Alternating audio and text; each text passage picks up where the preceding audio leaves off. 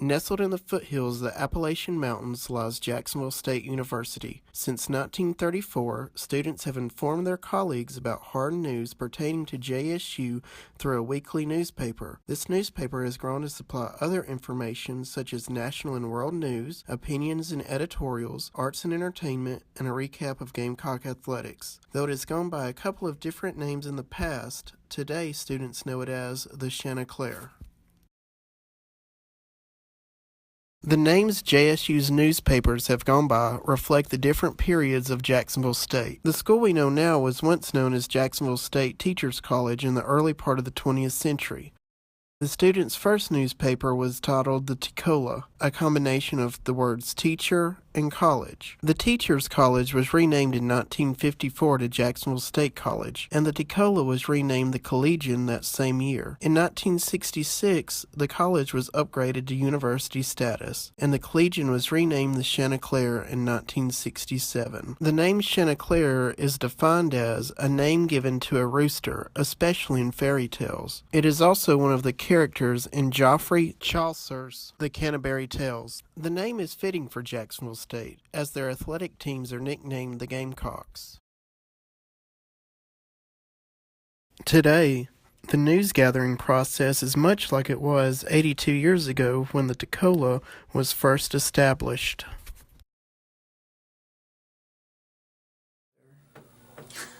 A normal week. It's kind of laid back.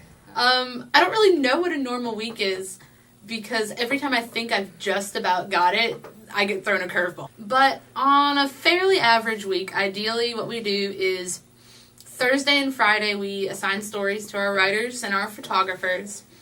Then we get a nice weekend to relax, and then Monday we come in. I'll start working on layout for maybe the op-ed page or the chicken scratch page, and we can just get what we can get done on Monday. If we've got any articles that have come in over the weekend, maybe from something that happened Friday or Saturday, we'll start looking at those. If we get it done, we'll even start placing articles. That's a really good week.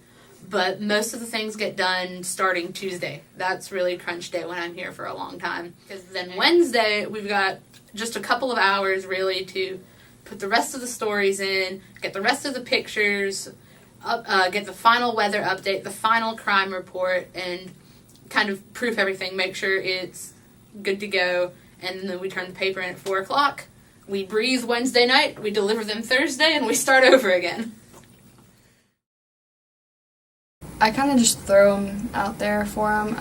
If I know the writers personally, like one of them is a color guard member, and because I marched with her, I know that she's on Southerners. I try to assign her stories that deal with the Southerners because I know that she'll be there and that I can count on her writing that story. I start with, what do they like? After that, it's, are they going to be here? Are they going to be in class? Do they have time? Do they have 3 tests and a paper due and can't afford to not be at home one evening? So then you have to factor all that in. So I generally go to one person first and say, hey, but I have a list of 2 or 3 backup people in case they can't go. It's not too bad. I just try to find errors that the writers have that are mostly AP-style book guidelines, because most of my writers are volunteers, so they write with like a standard English form, so that's usually how I do my edits. For me, the editing and layout process go hand in hand. I mean, you get your words and you copy them to the page, and then you have to go through and make minor corrections.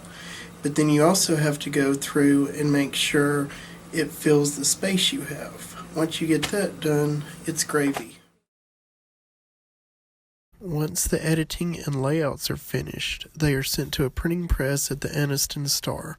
On Thursday mornings, they are delivered to JSU, and the staff of the Chanticleer distributes them to one of the many convenient boxes located around campus.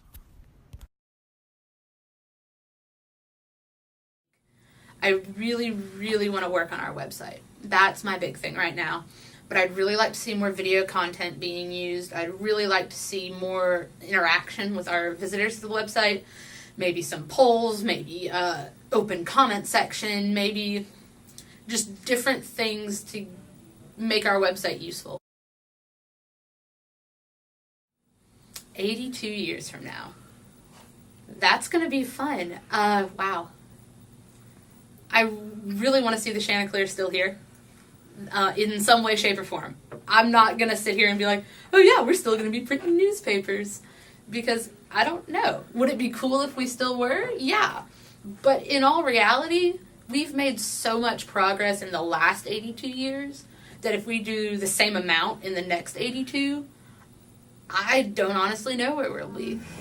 Well, I think that it will be more digital, just because that's the direction that things are going. But I do hope that it is succeeding and that the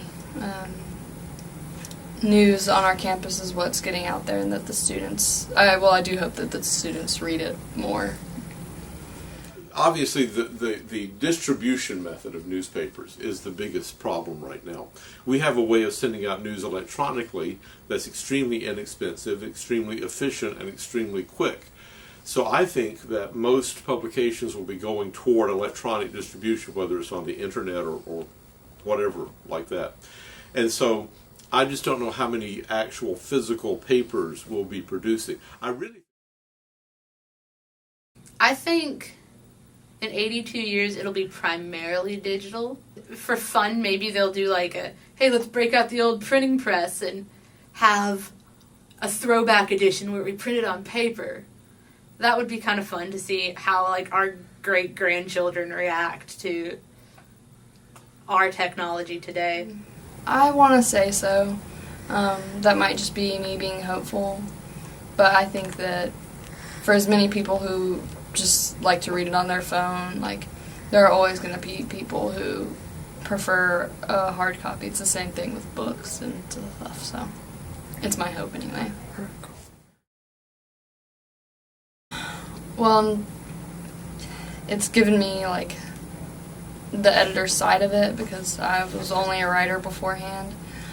And it's just given me, like, I'm physically doing work here. It's not me reading about it, so the experience is going to help. And, I'm doing my internship at the Anniston Star now, and the two of them, like, together, like, I think that I'll be, more prepared than if I hadn't gotten this job. Well, to me, the most important thing about the student newspaper, I think, can be summed up in the word experience.